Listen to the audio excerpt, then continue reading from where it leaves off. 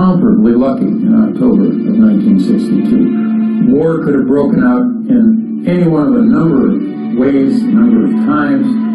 Didn't. But in each of those cases, the way we look at it, we were very lucky. And if you put all the cases together in that sort of crucible of pressure and tension and stress, the missile crisis, then I think the amount of luck involved is almost supernatural. But that's not the only way to interpret what happened in October of 1962. Right about this time, a B-52, which constituted in 1962 most of the U.S. nuclear force. Most nuclear bombs, little footnote here, in those days were not on missiles or submarines, they were on bombers, called the air-breathing leg of the triad, the airplanes, the submarines, and the land-based missiles out in Montana and the Dakotas. So, a B-52, all of which were built in the 1950s, carrying a full complement of nuclear bombs. Something went haywire in the engine. Mayday! Mayday! Mayday! It crashes nose down into a rocky mountain. Fire breaks out, but that's about it. The crew was killed, but nobody on the ground was killed.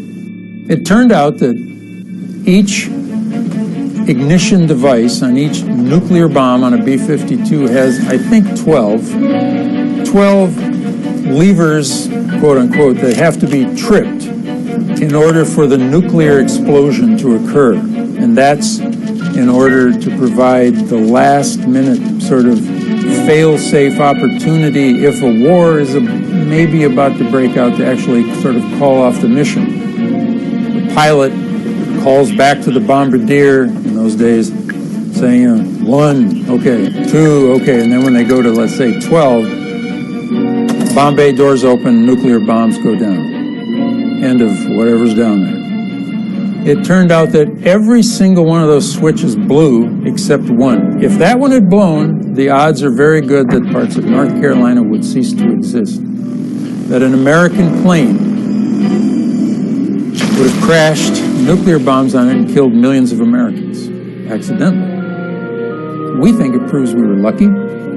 Other people think what it proves is that even though almost everything blew, everything didn't, and that we're safe enough.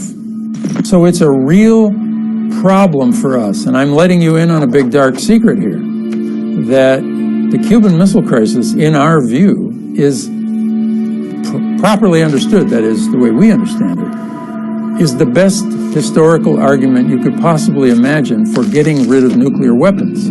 Because if you get rid of nuclear weapons, you can't blow up everything. You can't. You can't. Because there is no other weapon even remotely similar to it in its destructive capacity. Rest assured that we're on this.